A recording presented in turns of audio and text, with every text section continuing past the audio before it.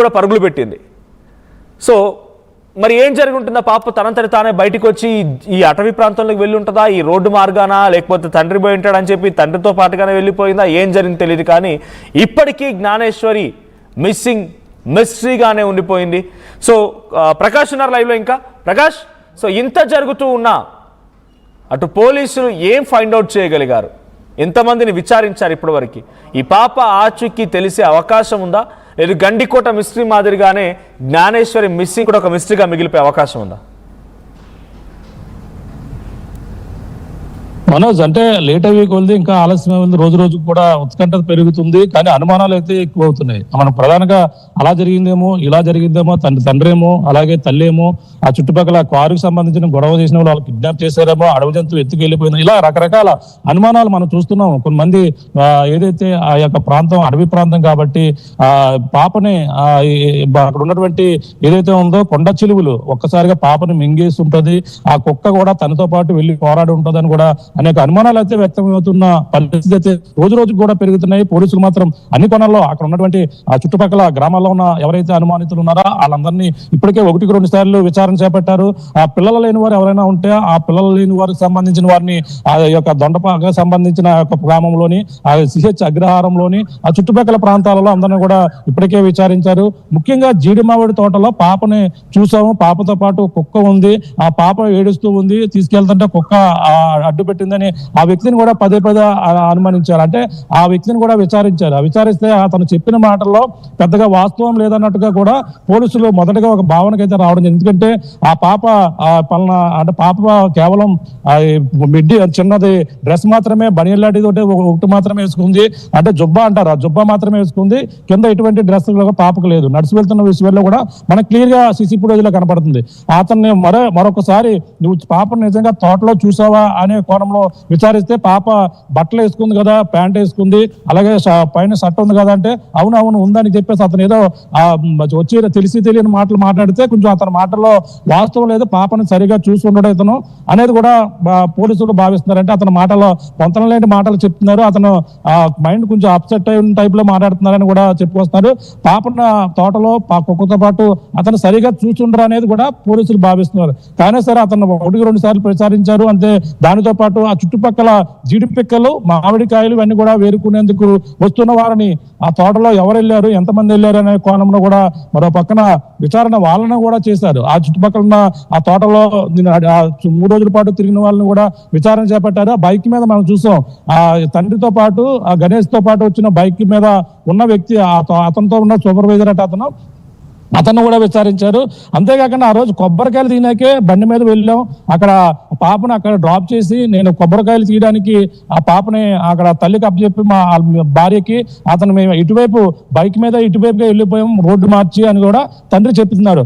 అతను అంటే అక్కడ కరెంటు విద్యుత్ సంబంధించిన అక్కడ ఎవరో అధికారులు వచ్చారట, వాళ్ళకి సంబంధించిన కొబ్బరికాయలు తీసి మా సూపర్వైజర్ అక్కడ ఉన్న గుమస్తా ఇవ్వడానికే తీసుకుని వెళ్ళారు అని కూడా తండ్రి గణేష్ చెప్తున్నారు. వాళ్ళని కూడా విచారించారు, కోణంలో కూడా విచారించారు. ఎందుకంటే ఇద్దరు కొబ్బరికాయలు తీసుకున్నాక వెళ్ళిపోతుంటే తనతో పాటు ఏడుస్తూ గుక్క పెట్టుకుంటూ చిన్నారి వెళ్ళిపోయిన పరిస్థితి చివరిసారి దానితో పాటు కుక్క వెళ్ళిపోవడం కూడా కనిపించింది.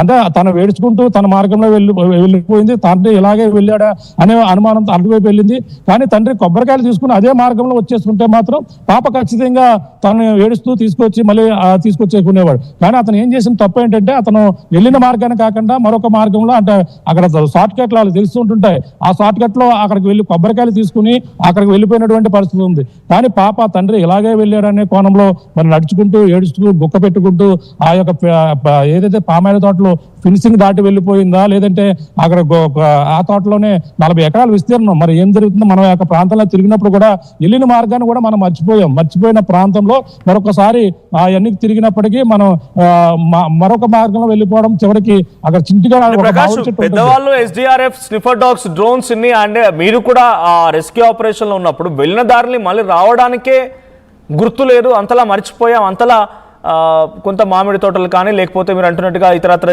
పొదలు ఆ చెట్లు ఉన్నప్పుడు ఒక చిన్న పాప అంత దూరం నిజంగా వెళ్ళగలుగుతుందా? నిజంగానే పోలీసులు ఈ ఆపరేషన్ని ఎన్ని కిలోమీటర్లు చేపట్టారు? ఆ ఇంటి దగ్గర నుంచి ఎంత దూరం వెళ్ళగలిగారు? ఆ ఇంటి చుట్టూ ఎంతటి సామర్థ్యంలో వెతుకుతున్నారు? చుట్టూ ఒక 4 కిలోమీటర్లు ఉంటుందా వెతికేటువంటి ఆ ప్రాంతం అంతా?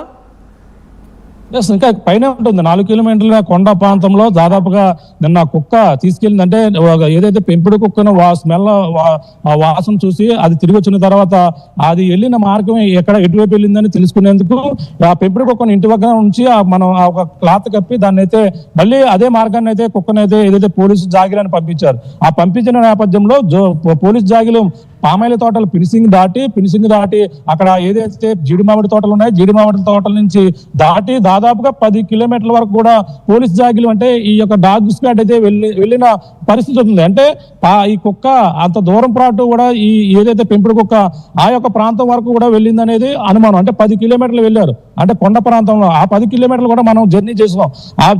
ఈ నేపథ్యంలోనే పాపని ఎవరైనా తీసుకెళ్లేటప్పుడు కుక్క ఆ 10 కిలోమీటర్లు వెంటాడి వెళ్ళిందా, లేదంటే పాపని తీసుకెళ్లేటప్పుడు ఆ 10 కిలోమీటర్లో ఏదైనా అడవి జంతువు తనతో పోరాడుతూ కుక్క అంతవరకు వెళ్ళిందా అనేది కూడా ప్రశ్నార్థంగా మారింది. అందుకే వాళ్ళు చెప్తున్న ప్రకారంగా కూడా మనం చూసాం. అంటే అక్కడ ఉన్నటువంటి డాగ్స్ గార్డ్ తో మాట్లాడడం వాళ్ళందరూ కూడా ఆఫ్ ది రికార్డ్ మనతో మాట్లాడారు.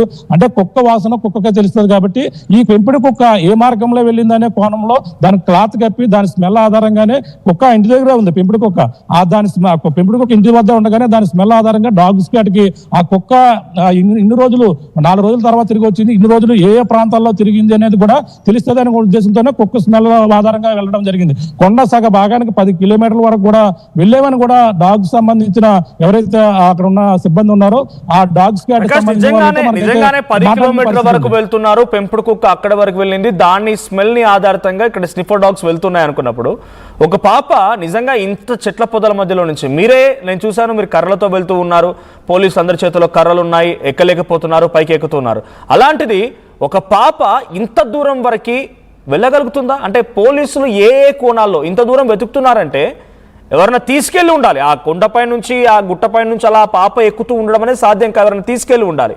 లేదు ఆ చుట్టుపక్కల పరిసర ప్రాంతాలు ఏదైనా sorry to say these words but డిఫరెంట్గా మనం చర్చించుకోవాలి, దీని గురించి ఒక కంక్లూజన్ రావాలన్నప్పుడు ఏదైనా క్రూరముగాలు లాంటివి ఉంటే అవైనా తీసుకెళ్ళి ఉండాలి.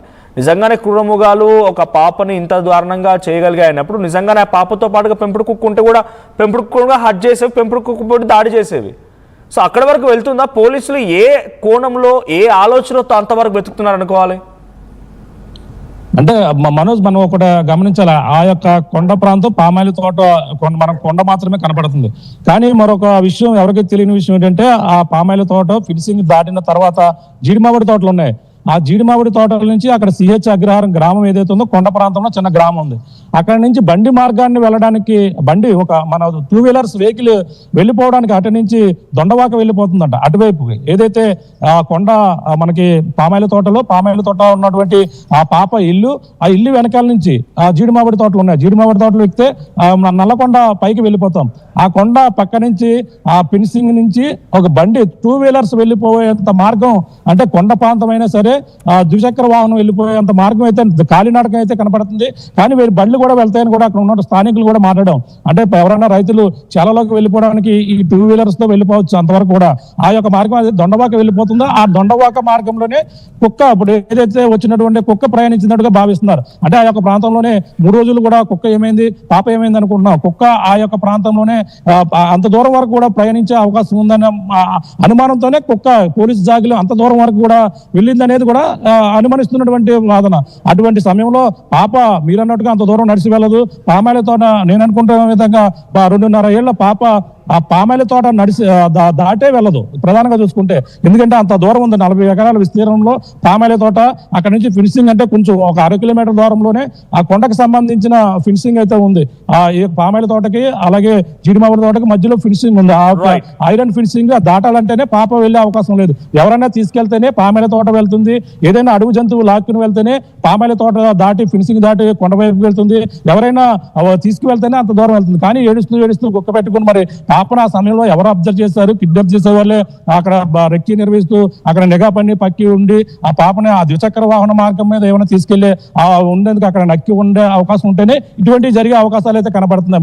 మరి చూడాలి. మరి ఈ అన్ని కోణాల్లో విచారణ పోలీసులు చేస్తారు. ఆర్టీవీ కూడా ఏదో ఒక ఆనవాళ్ళ క్లూ దొరకకుండా ఉంటుందో తల్లి కూడా చూస్తారు. మీరు కూడా సహాయక చర్యలో పాల్గొంటున్నారు, అక్కడికి వెళ్తూ ఉన్నారు. ఆ తల్లిదండ్రులతో మాట్లాడిస్తున్నారు. పోలీసు ఇన్స్పెక్షన్, పోలీసు యొక్క తనిఖీలపై అప్డేట్ ఇస్తున్నారు. యూ ప్లీజ్ గో ఆన్, మీరు కూడా మీ ఎఫర్ట్స్ని కంటిన్యూ చేయండి. సో డెఫినెట్గా ఆ పాపకు సంబంధించిన ఆచూకీ దొరికేంత వరకు ఆర్టీవీ, లేదంటే ఆ తల్లి చెప్తున్నట్టుగా పాప ఏమైపోయింది అనేటువంటి విషయం తెలిసేంత వరకు ఆర్టీవీ కూడా లైవ్లో ఉంటుంది. ఆర్టీవీ కూడా అక్కడ ఆ రెస్క్యూ ఆపరేషన్లో ఆ అమ్మాయి వెతికేటువంటి దాని ప్రతినిధి ప్రకాష్ కూడా